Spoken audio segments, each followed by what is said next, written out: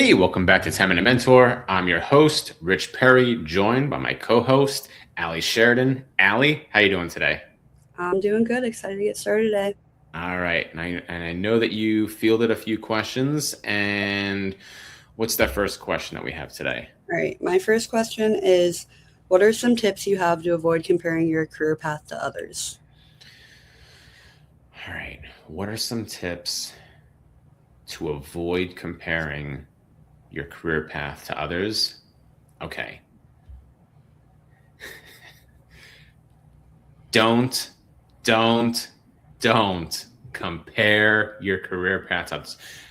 And we'll get into it, okay? But I'm telling you, like, you're going to set yourself up for heartache and stress and all those negative emotions, anxiety and frustration and all that stuff. Um, Number one is don't compare. Maybe you've seen the meme out there, and I know this meme, not like the last time when I butchered it. Um, it says like don't compare your chapter 1 to someone else's chapter 20. Okay, Mhm. don't compare yourself. Like, this is something that I used to do, and I think sometimes I still do, just because I want to be an achiever in life. I want to be successful. um but over the years, I've learned more perspective, in that, like, you see people online and they're like, oh, I accomplished this, or I accomplished that, or you're looking at the trade magazine, and you're seeing, oh, successful business leader does this, and or successful entrepreneur, or you know um, kid launches product, makes $10 million in the first night. You're like, oh man, yeah. Why aren't I doing that? The chances of that happening, yeah, that person is getting the spotlight. However, there are thousands, hundreds of thousands, millions of other people who,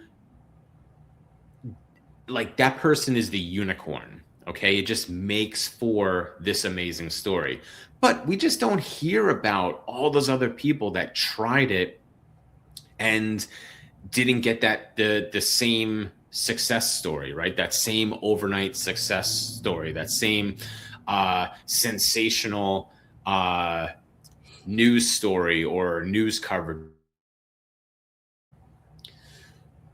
One thing that I would encourage is to put your phone down, stop reading about other people's successes in so much as you're using it to deflate your own accomplishment or your own achievement.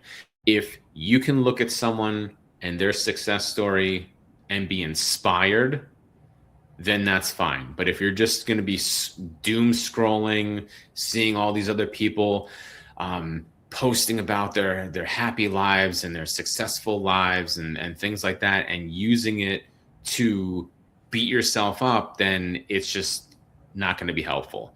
Mhm. Um, so back to your question, like, what are some things that you can do to not compare yourself? Is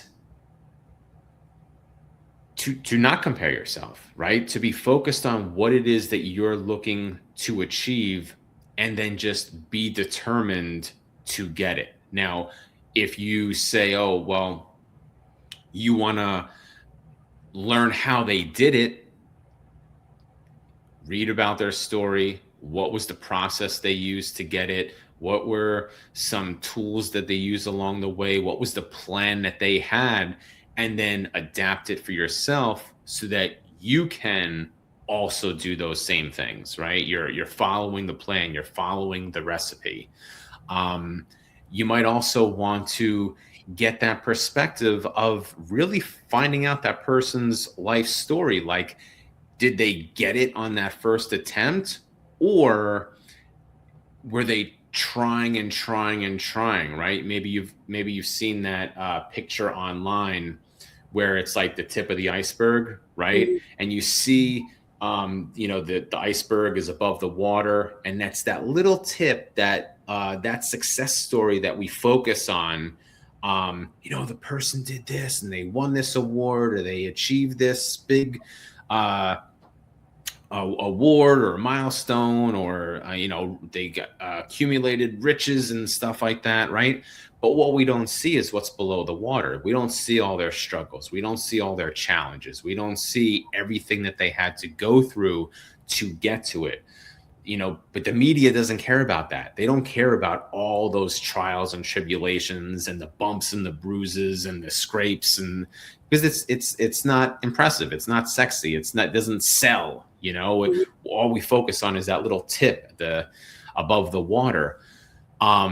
But you're doing yourself a disservice by just focusing on that the tip that's above the water, that the glamour and the glitz, right? So if you really want to compare yourself, okay, then find out all about what they did to get there, and then you'll have more of a realistic view of, hey, am I following the right path? Like, that person had a lot of trials and challenges, and this is what they did to overcome. Well, I'm in that same boat. So, okay, like I'm on the right path because I'm having the same challenges as that individual.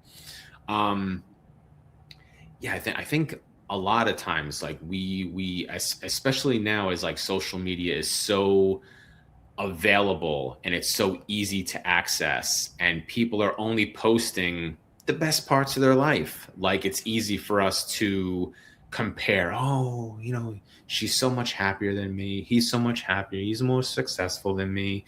Like, why don't I have that? Blah, blah, blah. And it just can lead to a lot of negativity. I mean, you're a young professional. Is that something that you see, Ally, with your peers, or like you grew up using social media? So what is it like for you?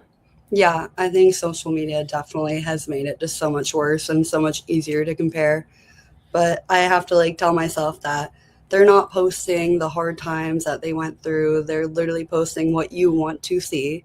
And I am also doing that. Like, I'm only posting what I want others to see. So like, obviously, like, you're gonna think like, oh, my life isn't like as good as theirs, but like they also have like things that they're going through. But yeah, I think definitely in my like real life, this is like a hard thing for me to do because a lot of my friends are like the same major as me, and like they'll be telling me like, oh, like, got this job, got this internship, and it's like hard not to compare yourself. But Mhm. I just try to tell myself like we're on different timelines. Like, their success doesn't take anything away from my success, so Mhm. I'm happy for them, and like I'm gonna do my own thing. And yeah, just can't compare. Absolutely. I like what you said there. We're on different timelines, because you're absolutely right in that, okay, maybe that individual, you know, maybe it happened for them within a 2 month span. I don't know. We're just throwing arbitrary times out here. Maybe for you, it's not realistic to happen within that 2 month span. Maybe it needs 3 months to incubate, or maybe it's 3 months to really build on out and be something to be accomplished. Does that make you any less of a person because it happened in 3 months instead of 2 months? No, absolutely not. Because you still got there. It might have taken a little bit longer, and maybe it had to go a different path. But I love that you said, we're on different timelines, and you can still achieve it as well. So I think that was a great piece of advice, folks. Definitely good job, Allie. Different timelines is the key moment from this discussion. So, as I say that, I will say, folks, if you've got a question, you want a piece of insight, you got a question, something that we've been discussing here, drop it in the comments. Allie and I are going to be monitoring the comments thread, and we'll get your questions answered. And that's all I have. Anything else from you, Allie? Nope, all good. All right. So, folks at home, thanks for tuning in to 10 Minute Mentor, Rich Perry, Ally Sheridan, and we'll see you in the next episode.